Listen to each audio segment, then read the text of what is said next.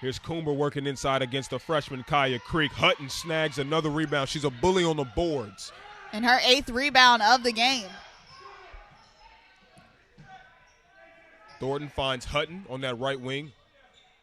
Hutton, and she tried to barrel her way inside. She's called for another offensive foul. And that's her 3rd foul of the game. So Coach Grace, she has a decision. Do I keep my rookie on the floor or, does she have to go to the bench? And I'm assuming, she's taking her exit right now. So Christian Marsh will check in for Hutton. But, she has a major board on the other end of the floor. And it seems like she's about to get going for a great half. And then you have to sit down because of an offensive foul call.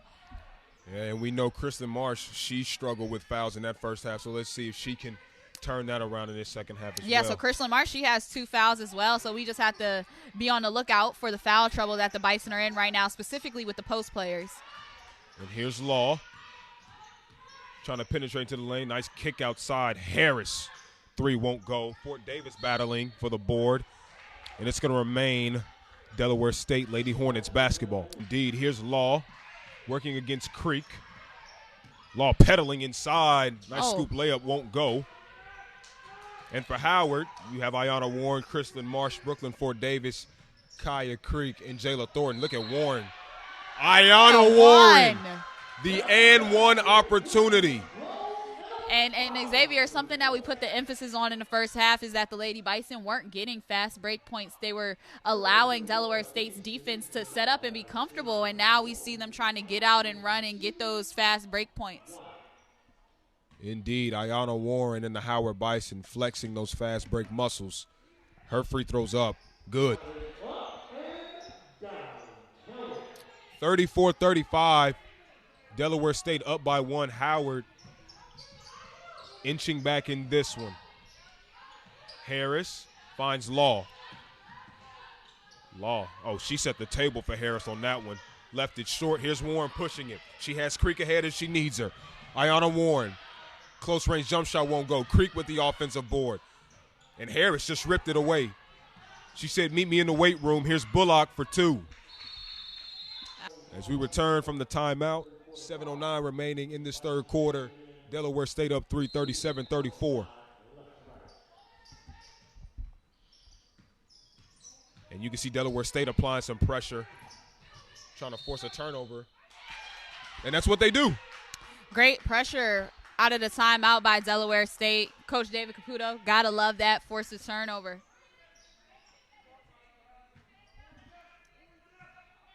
So that's another turnover for the Bison. And here's Law. Feeds it inside to Primus. She left it short. And here's Warren. You can see Kristen Marsh battling for position down low. And Warren working it on that right wing here. They're trying to, get the play in motion. It's just been Ayanna Warren dribbling back and forth. So hopefully they get a nice possession out of this. It pays off. Oh, and Coach Ty Grace is frustrated. But it pays off. Well worth it. Worth the wait, worth the setup. That was great poise by Kristen Marsh to finish that. And I think that's what they were looking for all along, Xavier. They just couldn't quite get into place. When patience meets persistence, this is the result. Kristen Marsh with a chance to tie the game at 37 apiece. Her free throws up. Good. The Bison have come out in this third quarter. The energy's different. The execution is different. As a result, it's a tie ball game. Yeah, they look like the Bison team that we know in this second half. And like we said, more so a second half team. But they'd be real dangerous if we could see them put all 4 of those quarters together, Xavier. Indeed. 6 minutes remaining in this third quarter, 37 all. Here's Warren getting everything situated. Oh, nice forceful drive. Ayanna Warren, another 2. And Ayanna Warren, you love to see her off the dribble just going to the basket and finishing. Already up to 10 points in this game, or 12 points, excuse me. Usually the person just dishing the ball, but when she scores, it's great for the Bison. It's a good night. Oh, nice crossover from Deja Harris. That was pretty basketball. Deja Harris with an efficient and 1. She brought her dancing shoes out with that one. Yeah, and Deja Harris, she already surpasses how many she had last time around when the Bison and the Hornets met here at Byrd Gymnasium. 9 points already on the evening for the 5A guard. Her free throw is up and in. Delaware State with a 1-point advantage, 40-39. And you can hear Delaware State's talking. They're active on defense. Howard can't let this momentum slip away. They've done a great job getting back in this third quarter. Here's Warren. Swings it over to Thornton on the right wing. Oh, and they do a good job of freeing open Jayla Thornton. Her three's up. Man. Bottom. And great patience in the half-court offense on that possession down. And the past few possessions actually for the Bison, Jayla Thornton, she doesn't force that up. Tough shot in the lane, won't go by law. Howard pushing. Warren in transition. That's where she's dangerous. Look at Chrislyn Marsh battling, and she's going to get hacked and go to the line for two. That's not how Howard wanted to come out and defend that first possession, but that worked exactly how A&T wanted it to go. 42-35, A&T's up. Hutton with a dribble handoff to Thornton, and she shoots a three. That misses left, and here's Shannon Scott. Pushing it in transition on that left elbow, kicks it to Kennedy Boyd inside. Jones Pack was wide open. Where is the backside rotation for the Bison? It's not there right now, and that's why Jalen Jones-Pack is able to get these easy layups. Jayla Jones-Pack right now, she's having her way. 14 points and getting any look she wants at the rim. Here's Ayanna Warren working on that left side against Kennedy Boyd. Good to see Warren back in. Here's Anjanae Hutton. Kicks it Brooklyn Fort Davis. Top of the key jump shot won't go. Misses right. And here's Shannon Scott dribbling up on the left side. As nice feed inside. But great block as Anjanae Hutton rejects Jasmine Walton. And here's Ayanna Warren pushing it. Here's Destiny Howe. She's just checked in. She's going to kick it left baseline to Brooklyn Fort Davis, and she's going to be called for the travel. The Bison have to go. Anjanae Hutton gets this amazing block on one end of the floor, and then they took a long time to get up the floor. When they get those opportunities with these turnovers and blocks, they got to get out and they got to run and try to get some easy points in transition so they don't have to sit there and set up that half-court offense. And for those who do not know, if you have not seen Ayanna Warren push it in transition, you're missing a show. She is really a blur. The quickest player on the floor. Anjanae Hutton, I understand she's trying to protect the ball on the rebound, but protect it in the sense where you're getting it to your guard, you're finding her, and let's be off to the races. Deja Winters misses a mid-range jump shot. That's going to go out of bounds, and Chrislyn Marsh is going to get ready to check in as we try to see for who, and she's going to come in for Anjanae Hutton. And currently the Aggies are on a 9-0 run. So we're going to have to see some type of turnaround with these last 2:40 left in the third quarter for the Bison. Get some points on the board. 44-35, North Carolina A&T has the 9-point advantage. Here's Ayanna Warren on the court with Destiny Howe, Jayla Thornton, Brooklyn Fort Davis, and Chrislyn Marsh. Ayanna Warren driving middle, and she's going to be fouled on the floor. And then that's going to go against Kennedy Boyd, her first. And that's every single time. Ayanna Warren, she can blow past people. You saw how easily she was able to get into the lane. It's really too easy. And, wow, they're going to call a travel, but it looked like Kristen Marsh was stripped. I felt as though she was stripped as well, trying to get that ball on the inbounds play. And Coach Ty Gray, she's telling the rest the same thing that we're saying over here, Xavier. How do you not call that? Yeah, and you can see A&T was locked in on Jayla Thornton. They tried to free her up on the screen, but A&T knew where she was. A&T is going to get it back. 2:20 remaining, 44-35. Now is the time for the Bison to take advantage. Jones-Pack is on the bench. You don't have to deal with that force on the inside. But on the other hand, we have a three that's up, no good. Bison get the rebound, and they're off to the races, ready to push it. Here's Warren pushing it, and she's going to be hacked. And we try to see who that's going to go against.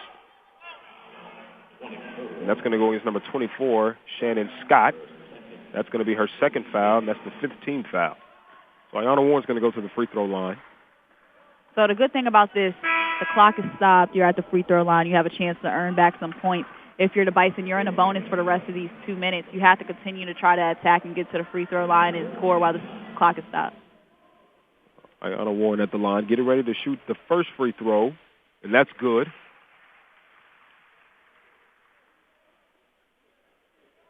Right now on the floor, it remains the same for Howard. The same 5 that was just recently mentioned, and the second free throw is good.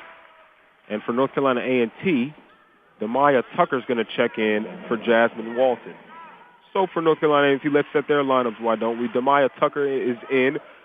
Jasmine Walton is in. Number 12, Lavasi Taylor is in the ballgame. Number 13, Deja Winters is in, as well as number 21, Jada Smith. Well, that may have been a carry, but Jasmine Walton got away with it as she's guarded by Jayla Thornton. 1:45 That's on the D. on the clock. Dribble handoff is tipped out of bounds, and that's going to be Howard basketball. That was great defense by the senior Jayla Thornton on that one. She kept the ball on one side of the floor, was completely harassing the ball handler, and was able to force that turnover for the Bison to get the ball back. 1:40, 44-37. Howard looking to get back into this ball game as we near the fourth and what could be the final quarter of MEAC basketball during this COVID season. Ayanna Warren, and one opportunity. Back here, she makes it look too easy. And I got hype over here for that and one, and that's every single time. Ayanna Warren going downhill is deadly. She can score. She can finish around the rim. She creates. You love that play for them to get the three-point play opportunity. And she was hyped. The and one opportunity is there. And just like that, Xavier, we got a 4-point game. 44-40, 93 seconds left in the third quarter. This is a real opportunity for some momentum to swing in Howard's favor if they play it right. Applying that pressure. Nice steal as Brooklyn Ford Davis jumped the passing lane. Loose ball. Destiny Howell has it. Ayanna Warren is going to control it. Xavier, I'm over here going crazy trying to contain my excitement. That's a great steal. Warren, the mid-range pull-up. Got it. Ayanna Warren is having herself a third quarter. And that was the difference maker. When she went out of the game, you saw that the Bison, they weren't themselves. As soon as Ayanna Warren got back in the game, your commander-in-chief with the basketball in her hand, she started going right back at him. The leader, the point goddess. Here's Deja Winters being guarded by Destiny Howell. You can feel the temperature start to rise, and that's an offensive foul against North Carolina A&T. And that was actually Ayanna Warren right there, the littlest one on the floor on the shooter. She said, I got ball, and she was able to force that offensive foul on that screen for the ball to be going the other way. So the Bison have a chance here to score. Little 2-for-1 opportunity. They could tie the ball game up or take the lead. They can tie or take the lead on this possession indeed. Here's Warren being harassed. She drives it to the left baseline. Now she's going to bring it back out. 18 seconds on the shot clock. Ayanna Warren working against Walton. She uses that screen, kicks it out. Fort Davis, the right corner three. Got it! Brooklyn Fort Davis hits the three. Looks like they may have called it a long two. Nonetheless, 44-44. Howard applying that pressure. Here's Deja Winters on the left side, and she's trapped. Kicks it out to Walton. Shot clock turned off. Game clock at 5. Here's Walton. Kicks it. Demaya Tucker. The mid-range jump shot off glass won't go. Loose ball. And wow, 44-44 going into the fourth quarter. Bunch of fours going on, but let me tell you something. Number 2 for Howard. She can ball. She can ball. This is a great game. She came in from off that injury, shook it off, and she took over, Xavier. You love to see the play of Ayanna Warren. As soon as she came in, the energy picked back up, and it seemed like everybody else followed suit. The Bison went on a 9-0 run in the last 2 minutes of that third quarter. Takira, I'm going to try to read this promotion here in a calm manner. Stay social with The Real HU. Search HU Bison Sports on Facebook, Twitter, and Instagram for day-to-day updates on everything Bison. It's 44-44 heading into the fourth quarter. You're listening to Howard University Radio Network.